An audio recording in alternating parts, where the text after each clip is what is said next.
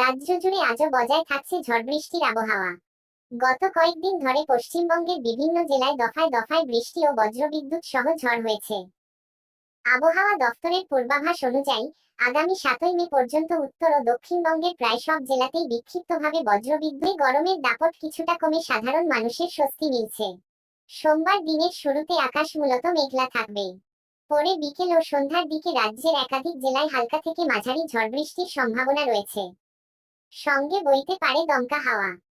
কলকাতা সহ দক্ষিণবঙ্গের তাপমাত্রা সর্বোচ্চ 31 ডিগ্রি এবং সর্বনিম্ন 25 ডিগ্রি সেলসিয়াসের আশেপাশে থাকতে পারে বলে অনুমান করা হচ্ছে। পাঞ্জাব থেকে নাগাল্যান্ড পর্যন্ত বিস্তৃত একটি পূর্ব পশ্চিম অক্ষরেখা সক্রিয় রয়েছে, যা হরিয়ানা, পূর্ব মধ্যপ্রদেশ, বিহার, ঝাড়খণ্ড, উত্তর গাঙ্গেয় পশ্চিমবঙ্গ, বাংলাদেশ ও দক্ষিণ অসম হয়ে বিস্তৃত।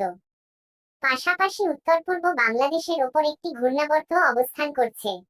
এই দুই আবহাওয়াজনিত সিস্টেমের প্রভাবে বঙ্গোপসাগর থেকে প্রচুর জলীয় বাষ্প রাজ্যে প্রবেশ করছে, যার ফলে ঝড় বৃষ্টির অনুকূল পরিস্থিতি তৈরি হয়েছে। আর দক্ষিণবঙ্গের প্রায় সব জেলাতেই ঝড় বৃষ্টির সম্ভাবনা রয়েছে।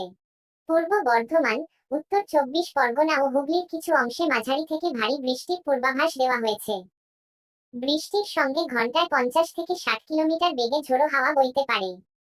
এছাড়া বাঁকুড়া, পুরুলিয়া, ঝাড়গ্রাম, 2 মেদিনীপুর ও 2 24 পরগনায় বুধবার পর্যন্ত মাঝারি থেকে ভারী বৃষ্টি হতে পারে।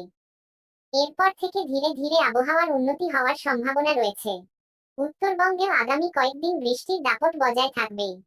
আজ মালদা, উত্তর ও দক্ষিণ দিনাজপুর এবং দার্জিলিংয়ে বৃষ্টির সঙ্গে ঘন্টায় 50 থেকে 60 কিলোমিটার বেগে দমকা হাওয়ার সম্ভাবনা রয়েছে।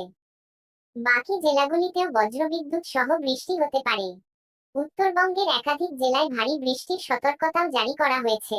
দিনে উত্তর ও দক্ষিণবঙ্গের তাপমাত্রায় উল্লেখযোগ্য পরিবর্তনের সম্ভাবনা নেই বলে জানিয়েছে হাওয়া অফিস।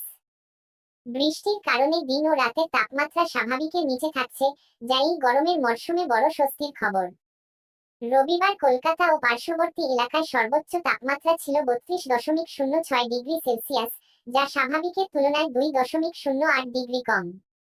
সর্বনিম্ন তাপমাত্রা ছিল 22.04 ডিগ্রি সেলসিয়াস, যা স্বাভাবিকের থেকে 3.07 ডিগ্রি নিচে।